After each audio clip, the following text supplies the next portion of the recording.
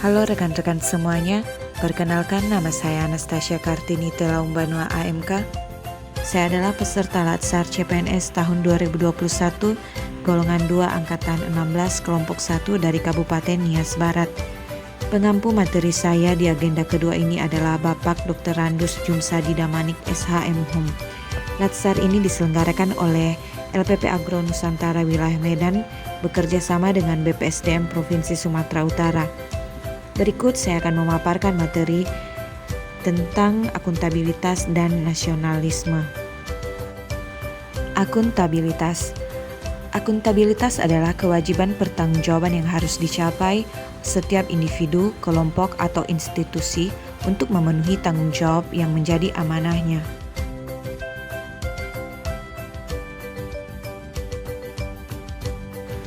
Akuntabilitas terdiri dari konsep akuntabilitas, mekanisme akuntabilitas, menjadi PNS yang akuntabel, dan akuntabilitas dalam konteks. Poin pertama yakni konsep akuntabilitas. Aspek-aspek akuntabilitas adalah sebuah hubungan, akuntabilitas berorientasi pada hasil, akuntabilitas membutuhkan adanya laporan, akuntabilitas memerlukan konsekuensi, akuntabilitas memperbaiki kinerja. Akuntabilitas memiliki 3 fungsi, yakni peran demokrasi untuk menyediakan kontrol demokrasi, peran konstitusional untuk mencegah korupsi dan penyalahgunaan kekuasaan, peran belajar untuk meningkatkan efisiensi dan efektivitas. Tingkatan dalam akuntabilitas ada 5, yakni akuntabilitas personal, akuntabilitas individual, akuntabilitas kelompok, akuntabilitas organisasi, dan akuntabilitas stakeholder.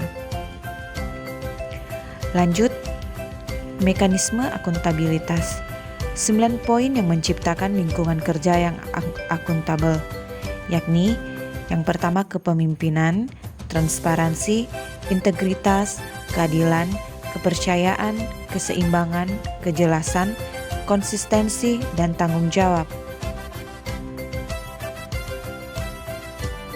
Dimensi akuntabilitas ada 4, yakni akuntabilitas kejujuran dan hukum, akuntabilitas proses, akuntabilitas program, dan akuntabilitas kebijakan.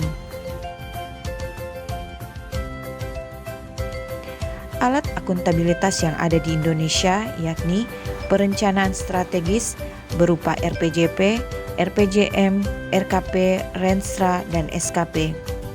Selanjutnya kontrak kinerja dan laporan kinerja. Poin berikutnya akuntabilitas dalam konteks, yakni transparansi dan akses informasi, praktek kecurangan dan perilaku korup, penggunaan sumber daya milik negara, penyimpanan dan penggunaan data dan informasi pemerintah, dan konflik kepentingan. Berikutnya, menjadi PNS yang akuntabel. Prinsip ASN berlandaskan pada yang pertama nilai dasar, kedua kode etik dan kode perilaku, dan ketiga komitmen, integritas, moral, dan tanggung jawab pada pelayanan publik. Jaminan perlindungan hukum dalam melaksanakan tugas, profesionalitas jabatan. Kemudian, penyelenggaraan kebijakan manajemen ASN berdasar pada azas profesionalitas, proporsionalitas, keterpaduan, delegasi, netralitas, akuntabilitas, efektif dan efisien, keterbukaan, non-diskriminatif, persatuan dan kesatuan, keadilan dan kesetaraan, kesejahteraan.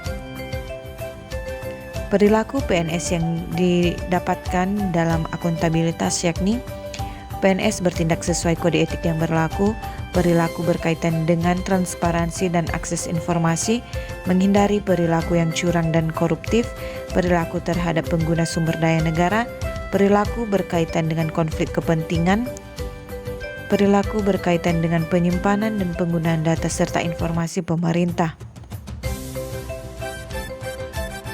Nasionalisme. Pengertian. Nasionalisme adalah suatu sikap politik dari masyarakat suatu bangsa yang mempunyai kesamaan, kebudayaan dan wilayah serta kesamaan cita-cita dan tujuan. Dengan demikian masyarakat suatu bangsa tersebut merasakan kesetiaan yang mendalam terhadap bangsa itu sendiri. Nilai-nilai dasar nasionalisme: 1. Ketuhanan, 2. Kemanusiaan, 3. Persatuan, 4. Kerakyatan, dan 5. Keadilan. Penerapan implementasi positif dari ASN menjadikan ASN berwawasan kebangsaan dan memiliki nasionalisme yang kuat. ASN sebagai pemersatu bangsa dan mendahulukan kepentingan bangsa dan negara di atas kepentingan lainnya. ASN sebagai pelaksana kebijakan publik yang senantiasa mementingkan kepentingan publik. ASN profesional dan melayani dengan berintegritas. Baik, demikian saja pemaparan materi akuntabilitas dan nasionalisme. Saya ucapkan terima kasih.